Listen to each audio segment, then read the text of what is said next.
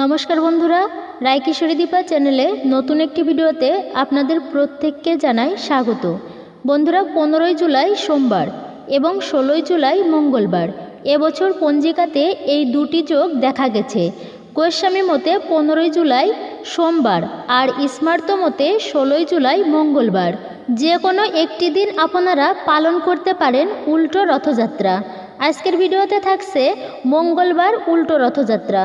তাহলে বন্ধুরা চলুন শুরু করা যাক। এবছর মঙ্গলবার পবিত্র উল্টো রথযাত্রা পড়েছে।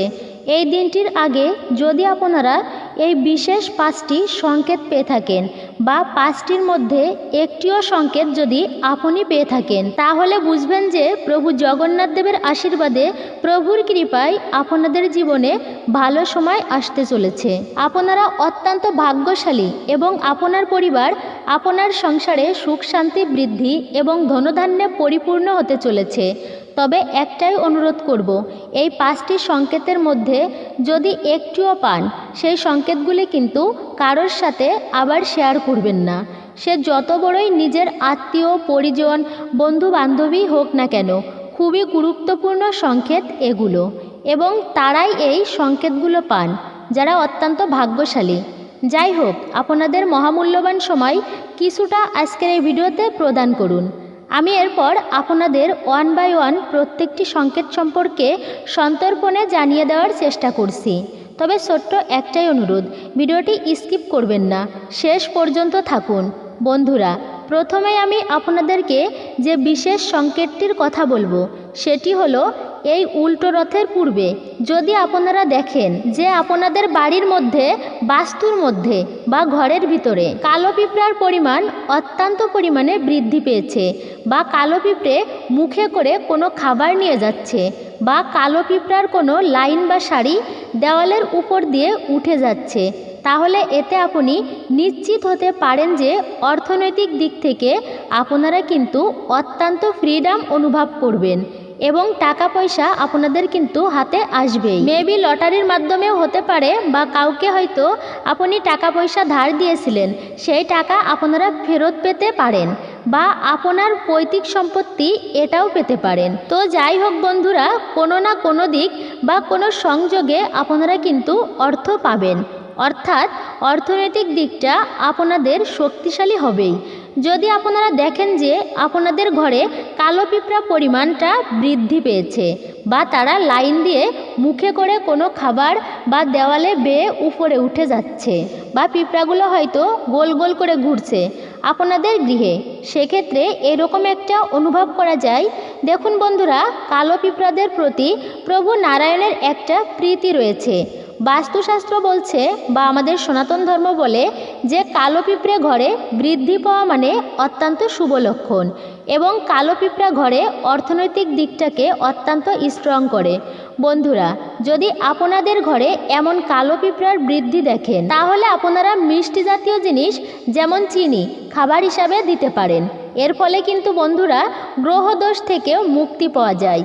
এরপর দ্বিতীয়ত যে সংকেতটির কথা বলবো সেটি হলো, আপনারা যদি ভোর 3টে থেকে 5টার মধ্যে হঠাৎ করে ঘুম ভেঙে যায়, এবং এই ঘটনাটি যদি আপনাদের সঙ্গে বারংবার ঘটে, তাহলে কিন্তু বন্ধুরা স্বয়ং ভগবান আপনাদেরকে বিশেষ কিছু ইঙ্গিত করছে।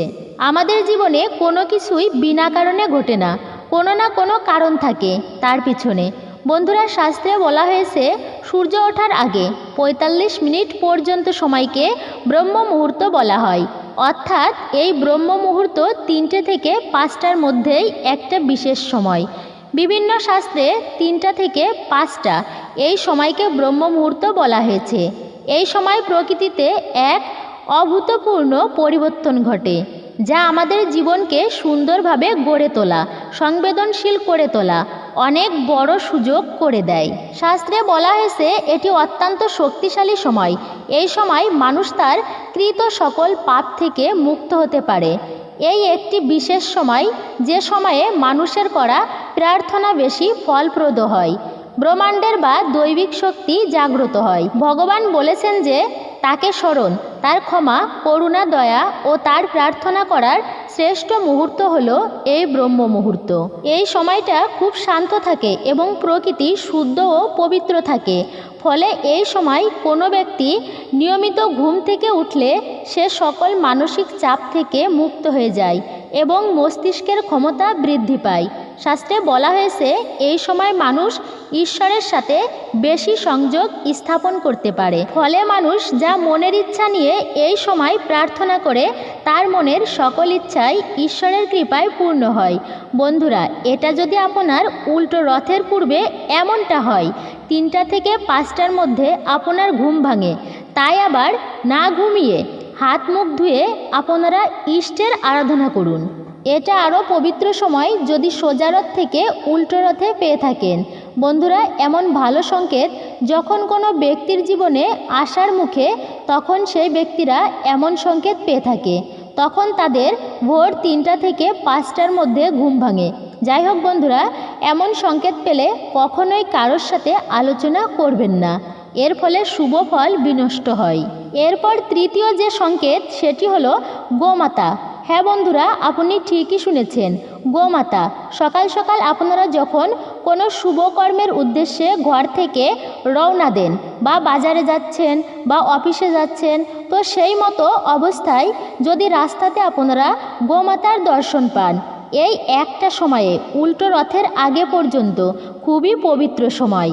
রথযাত্রার দিন থেকে উল্টো রথ পর্যন্ত অত্যন্তই এটি পবিত্র সময় এবং এই সময়ে যদি আপনারা রাস্তায় যাচ্ছেন, হঠাৎ করে গোমাতার দর্শন পেলেন বা গোমাতা কিছু খাবার খাচ্ছে এমন দৃশ্য দেখতে পেলেন, তো বন্ধুরা সেক্ষেত্রে এটিও খুবই শুভ সংকেত। এর অর্থ হলো কি, আপনি যে কাজে যাচ্ছেন, বন্ধুরা গোমাতার মধ্যে 33 কোটি উচ্চ গুণ সম্পূর্ণ দেবদেবীরা বিরাজমান। সেক্ষেত্রে গোমাতা দর্শন পাওয়া খুবই শুভ। আপনি যে কাজে যাচ্ছেন সেই কাজটি কিন্তু আপনার পণ্ডশ্রম হবে না এবং আগামী দিনে আপনার জন্য ভালো কিছু হবে যদি আপনারা একের অধিক গোমাতার দর্শন পান। রাস্তায় হাঁটার সময়ই বা কোথাও যাচ্ছেন, কোথাও ভ্রমণে যাচ্ছেন, কোনো শুভ কাজে যাচ্ছেন, তখন যদি গোমাতার দর্শন পান, এটিকে খুবই শুভ বলা হয়। এরপর চতুর্থ সংকেতটি হলো, প্রায় যদি আপনাদের গৃহচত্বরে গোমাতা যদি বারবার চলে আসে বা ঘোরাঘুরি করে, তাহলে অবশ্যই এটি একটি খুবই শুভ সংকেত। যদি সম্ভব হয় উল্টো রথযাত্রাতে গোমাতাকে তখন রুটি খাওয়াবেন গুড় মিশ্রিত করে, এতে গ্রহ দোষ থেকে মুক্তি পাওয়া যায় এবং প্রভু জগন্নাথের কৃপা ও বিভিন্ন দেবদেবীদের আশীর্বাদ প্রাপ্ত হয়। এছাড়াও ধরুন কোনো বাদর গৃহ থেকে আপনাদের কোনো কিছু উঠিয়ে নিয়ে চলে যায়, যদিও এটি শুভ সংকেত। যদি কোনো বিড়াল আপনাদের গৃহে এসে বাচ্চা দেয়, কোনো পাখি যদি আপনাদের গৃহে এসে বাসা বাঁধে উল্টো রথের পূর্বেই, তাহলে এই সংকেতগুলি খুবই ইতিবাচক সংকেত। এই সংকেতগুলো পাওয়া মানে মনুষ্যকে শক্তিশালী করে তোলে, বলবান করে তোলে। আপনারা আপনাদের অভীষ্ট লক্ষ্যে অবশ্যই পৌঁছাতে পারবেন যদি এই সংকেতগুলি পেয়ে থাকেন। এরপর পঞ্চম যে সংকেতটির কথা বলবো তা হলো, যদি আপনারা ভোর 3টে থেকে 5টার মধ্যে শঙ্খের ধ্বনি শুনতে পান বা স্বপ্নে কোনো ভগবানের মূর্তি বা কোনো দেবদেবীর মূর্তি বা আপনি নিজে পুজো দিচ্ছেন ভগবানের বা ভগবানের প্রসাদ বা ভোগের প্রসাদের স্বপ্ন দেখেন, তাহলে বুঝবেন যে খুব শীঘ্রই আপনাদের জীবনের ছবিটা ঐশ্বরিক কৃপায় পরিবর্তন হতে চলেছে এবং জীবনে সুসময়ের আগমন ঘটতে চলেছে। আমি আবার বলছি, সংকেতগুলো সম্পর্কে কখনোই কাউকে বলবেন না, নতুবা শুভ সংকেতগুলোর শুভ ফলটা কিন্তু নষ্ট হয়ে যাবে।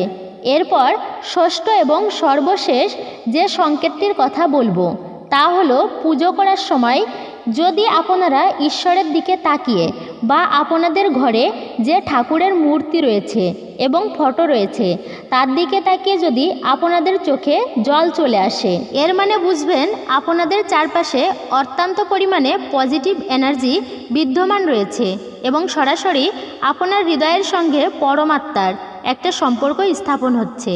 এর কারণে ঈশ্বরের দিকে তাকিয়ে আপনাদের চোখে জল চলে আসে। দেখবেন মন তখন অত্যন্ত শান্ত আর প্রশান্তি অনুভব করে। তখনই কিন্তু আত্মার সঙ্গে পরমাত্মার মিলন হয়।